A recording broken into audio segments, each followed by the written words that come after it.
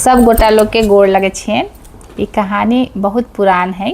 एगो नदी रहे, ओकर किनारे तरह तरह के पेड़ रहे। तो ओहे पेड़ में एक ठो बंदर रहत रहथिन। बंदर रहत रहथिन और मीठा मीठा फल खाइत रहथिन और अपना गुजर बसर करत रहथिन। तो ओहे पेड़ के किनारे जो नदी रहे ओहे में एगो मगरमच्छ रहत रहथिन।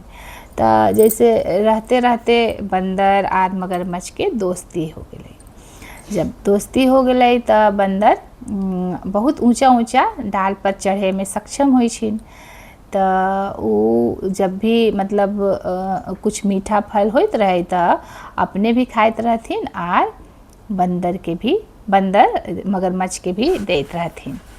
तो ऐसने एक दिन बात बात में मगरमच्छ रहथिन तो वो कहलखिन कि इतना अच्छा मीठा फल है तो हमरो देवे करे छिन, तो थोड़ा सा ज़्यादा दे देथिन तो हम अपन पत्नी के भी ई फल खिलाएम। तो पत्नी के बात सुनलखिन तब मजाक उड़ाए लगलखिन कि अच्छा भाभी के खिलाए के है। तब वो सबसे ऊंचा डाल में सबसे मीठा फल चुन चुन के मगरमच्छ के दिलथिन कि लो भाभी के दिया हो, सबसे मीठा फल दिलिए ना।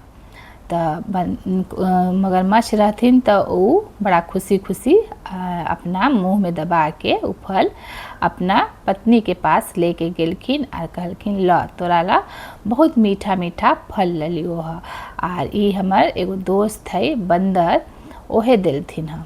तो फल जब खलखिन मगरमच्छ के पत्नी तब फल बहुत मीठा रहे। तब फल खाए के बाद वो अन्यास बोल पड़लथिन अपन पति जो मगरमच्छ रहथिन उनका कि ई फल इतना मीठा है तो जे फल से रोज खाइत होते तो ओकर दिल कलेजा कितना मीठा होते। तो ई सुन के मगरमच्छ सकपका गेलखिन कि ई की कहै छिन। तो जे ओकर पत्नी मगरमच्छनी रहखिन उ कहलखिन कि हमरा उ जे बंदर है ओकर दिल कलेजा खाए के है, अहाँ लेके अथिन कैसनो लेके अथिन हम नहीं जाना छिन। तो उ जे मगरमच्छ रहे तो उ तो दोस्त रहे बंदर के, तो उ तनी हिचकिचाइत रहथिन। तब पत्नी के आगे विवश हो गेलखिन मगरमच्छ। तो वो कहलखिन ठीक है हम कैसनो करके मगरमच्छ अपना बंदर के लाई के वचन दे दिलथिन अपना पत्नी के। अच्छा दूसरा दिन वो फिर किनारे में गेलखिन।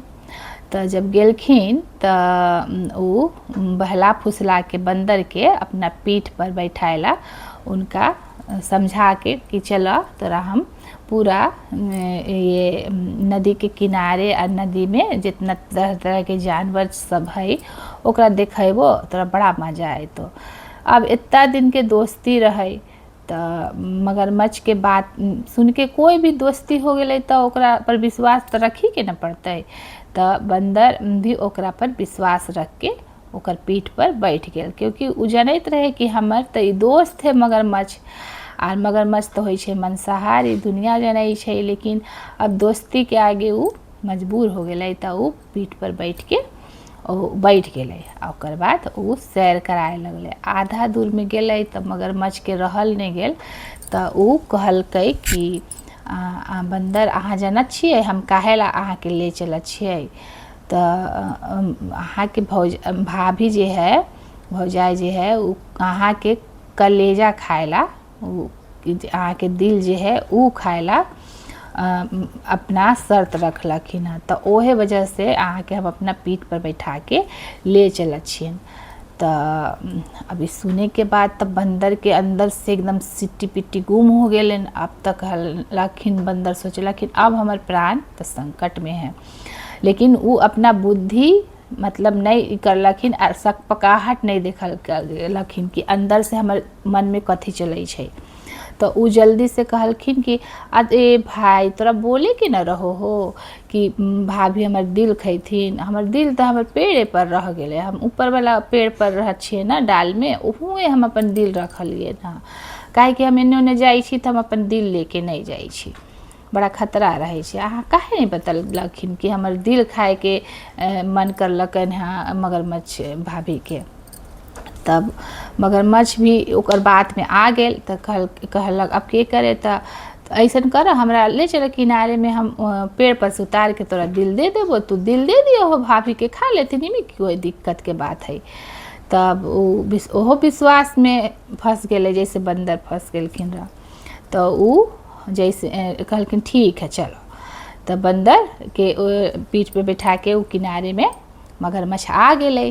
तो जैसे किनारे में अले बंदर कूद के पेड़ पर चढ़ गए। मगरमच्छ खड़ा है वहाँ, तो कहल लावा दिल लावा। कहल को बंदर कि अरे तू मूर्ख है रे, हम इतना मूर्ख थोड़ी है कि हमारे दिल तो हमरे अंदर है, लेकिन हम तोरा से दोस्ती करके हम विश्वासघात जो कर लो हो तू, हम अगर बुद्धि से अगर नहीं करते लियो तब तो हमारे प्राण संकट में हो गए, हमारे दिल हमरा पास है। इहे ला कहल जाए छे कि दुश्मन से दोस्ती नहीं करे के चाही, क्योंकि मगरमच्छ तो मांसाहारी करे छे, दुनिया जनै छे। तो बंदर अपना बुद्धि से अपना प्राण बचलकै। तो ई कहानी पूरा आशा है आपके अच्छा लगले हो तो लाइक शेयर सब्सक्राइब जरूर करिए। Thank U.